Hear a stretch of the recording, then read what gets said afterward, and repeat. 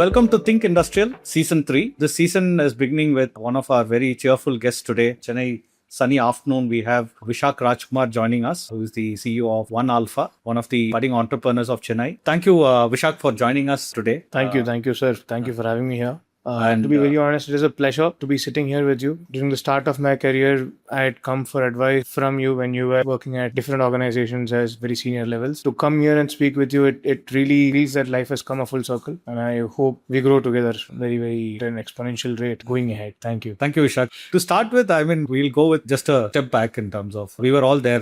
All the people who have been associated with your father, the Sri Kailash group, and with your brother. So we all were there when OneAlpha got launched. So I still remember that with great pride, and the same thing that I told you the other day, like this will definitely make a mark in the Chennai industrial scene. So how has the journey been for you now that almost hitting up more than a year with OneAlpha? This is your own baby. So to watch it grow, how has the experience been? The journey has been wonderful. To be very honest, I never got to say thank you for visiting our launch. Thank you for that. To be very honest, feels very good. Today when I go and meet people and I say I'm from OneAlpha Ventures, they recognize the company and they say, okay, you're that person whom I see in LinkedIn. Okay, great. See, it feels, I kind of feel very proud, very happy. So far with God's grace, things have been going very good. The idea of this company, initially this was called Visakh Homes Limited. We were developing residential buildings across Chennai and Cochin. We did it with some success till around 2017. That is when the city was also witnessing one of its dullest residential market. We managed to sell all the stocks by then. All the unsold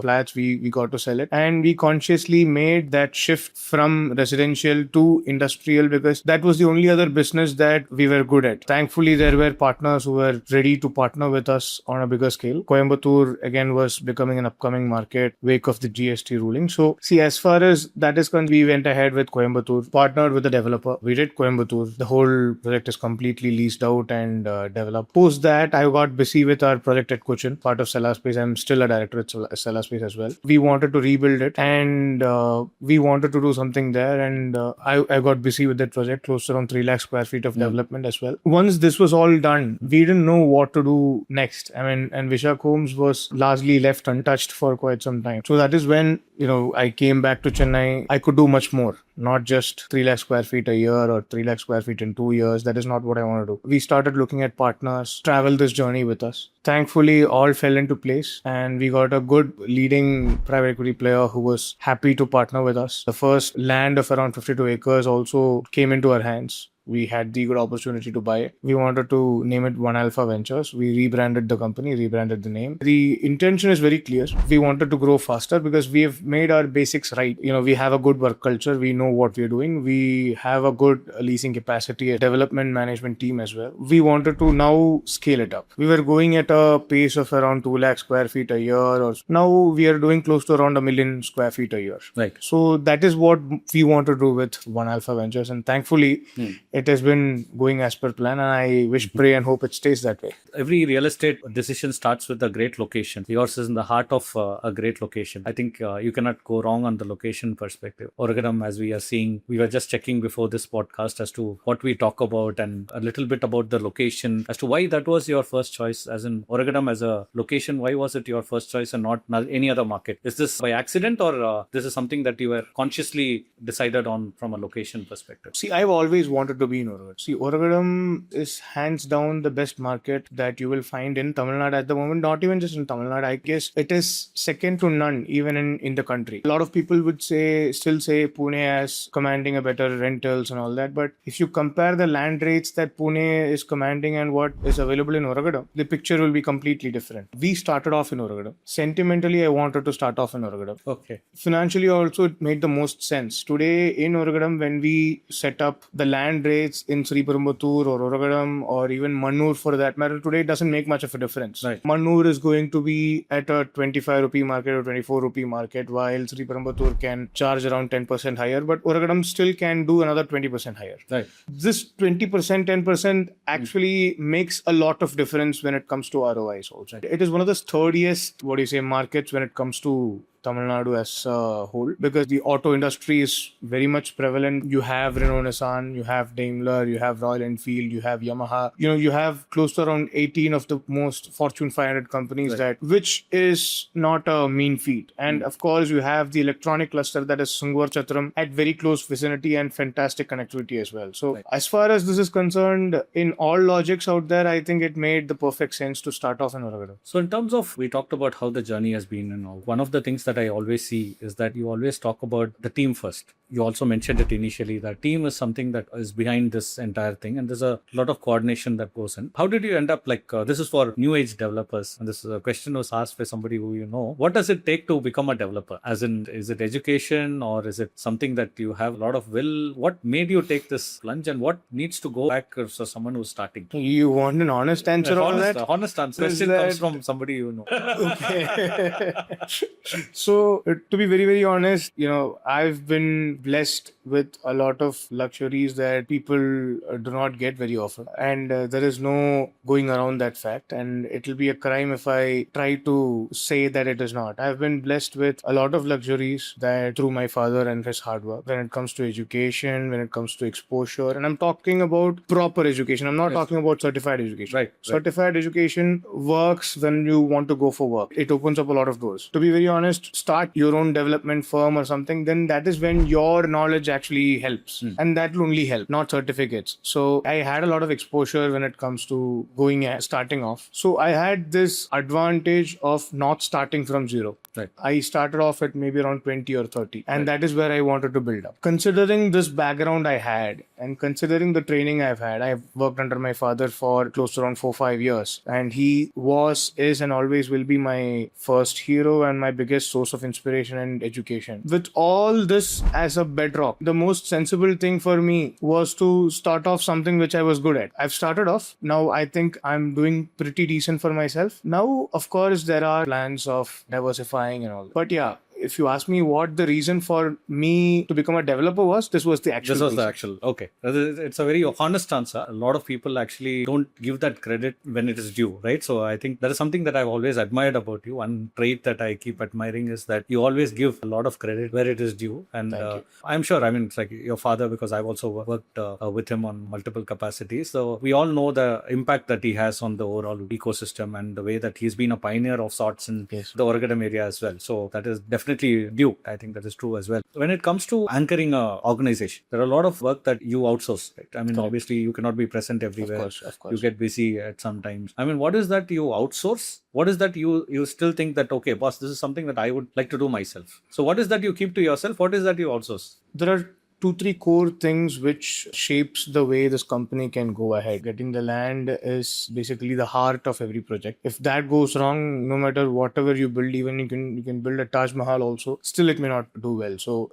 getting the land is very, very important for us. So we have a board which will evaluate each land, and the location matters. The access to the land matters quite a lot. The shape of the land is also a concern, not as big a concern like the location. Boils down to efficiency and how much you are able to kind of build. If it is going to be something where we cannot construct at all, then of course the land does not have much value. Nature of the land as well, of what use it can be used for, also is something that we take into account. Right. So all these things, we try to do it ourselves. We have a core land team, and of course, we second part of it is to how to sell it outside. I try doing the business development also. I'm not very hands-on to it, right? But we make sure that all the major decisions that reaches me and then goes out. These are 2 things which I try to do. But apart from that, the specification, the drawings, what we're going to build, all these things comes to me. So these 3 things comes to me before give it outside for execution. As far as that is also concerned, I've been blessed with a good team when it comes to land. I think trust is the biggest factor. I've been gifted with a very good team for that. We are having employees that have been who have been traveling with us for the past 10-15 years, 8-9 years minimum, which is a rarity nowadays. Oh yes. So employee loyalty has become premium nowadays. So that is something which I'm very proud of, because we have a core team that has been with us for the past 10-15 years. We have very, very limited minimal employee turnover as well, which I'm very proud to say.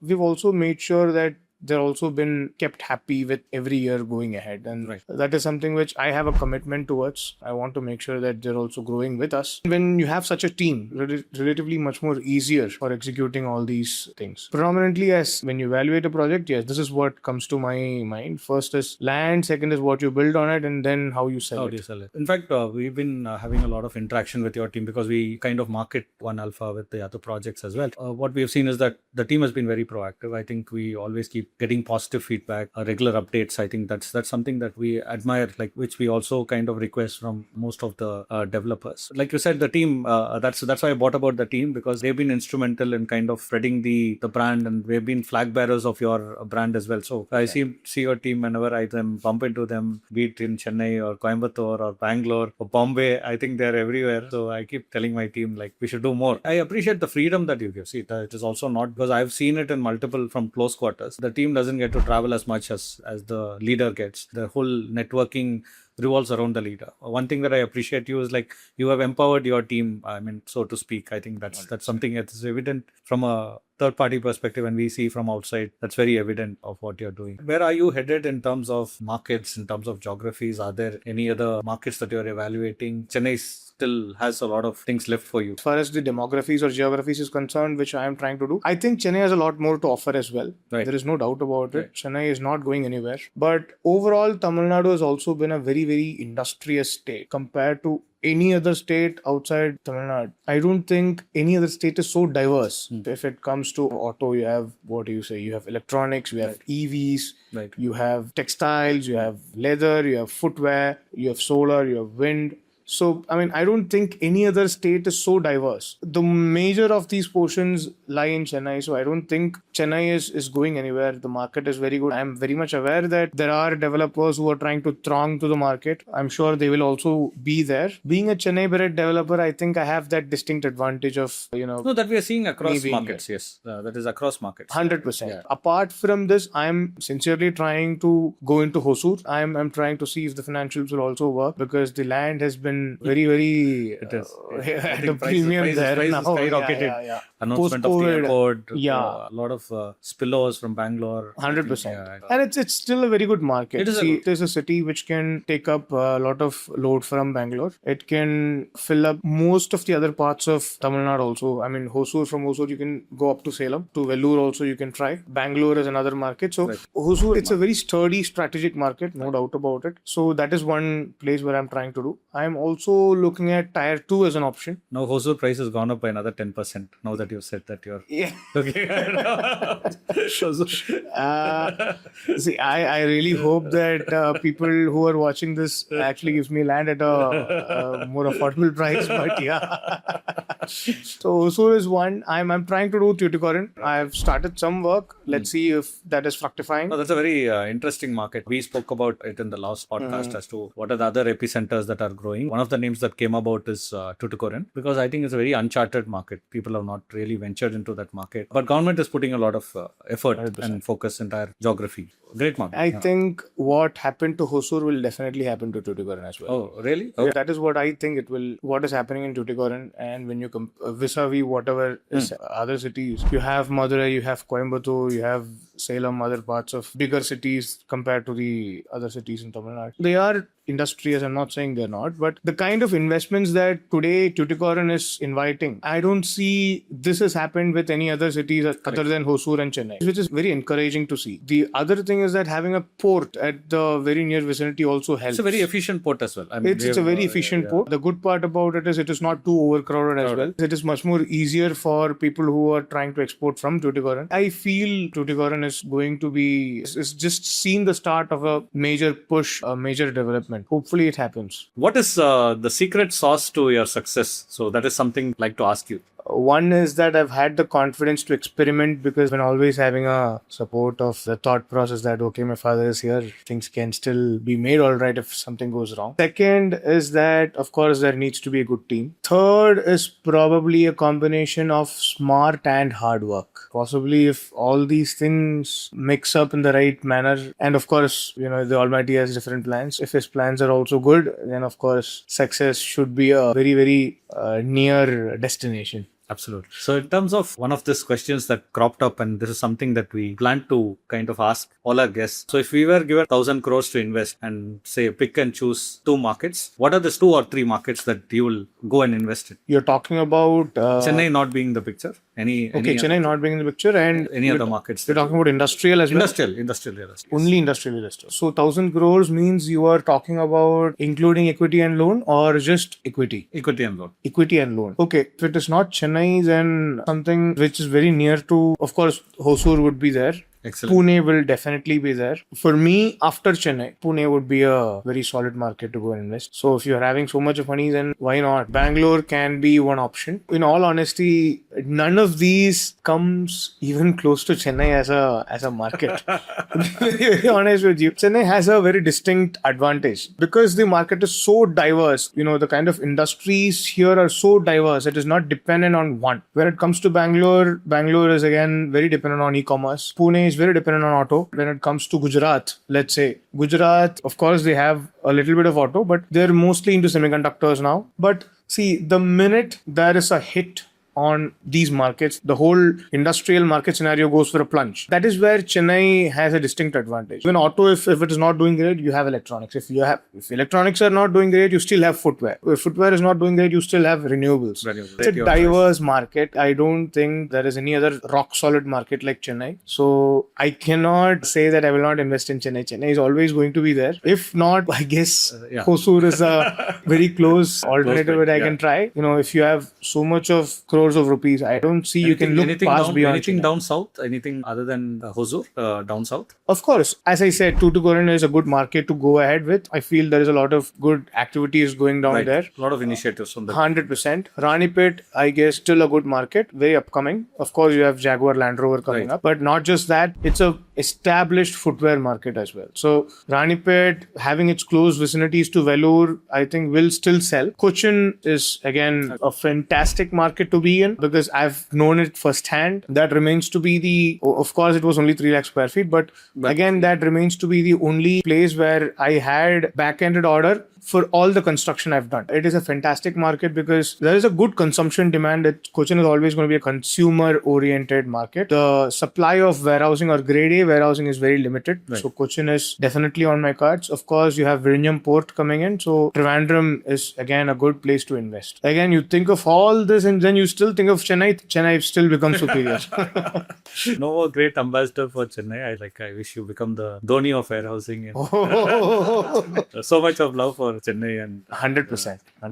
And they've loved me back. Being here made me who I am. Right. So I am very happy to be here. God's grace, I be here for a long time to come. Absolutely. And I think that goes without saying. So Visakh, we've talked about multiple things. One of the things that viewers will be very keen to understand is what are the 3-4 things that you have to do to be a successful developer?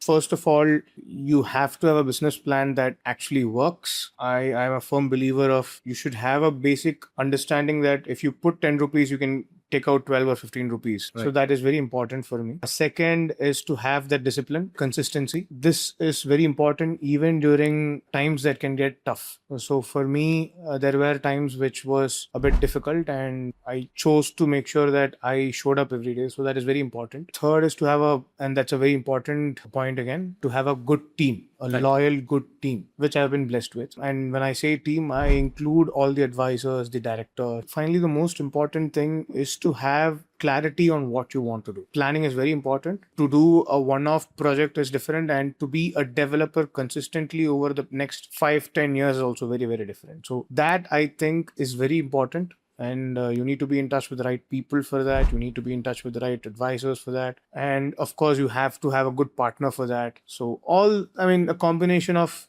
these 4 things with, again, the right dose of smart and hard work will be the key of creating a good successful developer. Thank you so much for spending time with us, Visakh. I think it's been a fantastic journey for you, and we wish that you take much more higher steps, and we are all there to support you. And along the way that we, like you rightly keep saying, that we grow together. The vision, that's what we'd like to see you. And I hope to see you for every 10 million square feet that you do, we do one podcast together. I think 100%. That's we want to do more, and 100%. Hopefully see you around on the next season. Thank you, Visakh. Thank you so much for your time.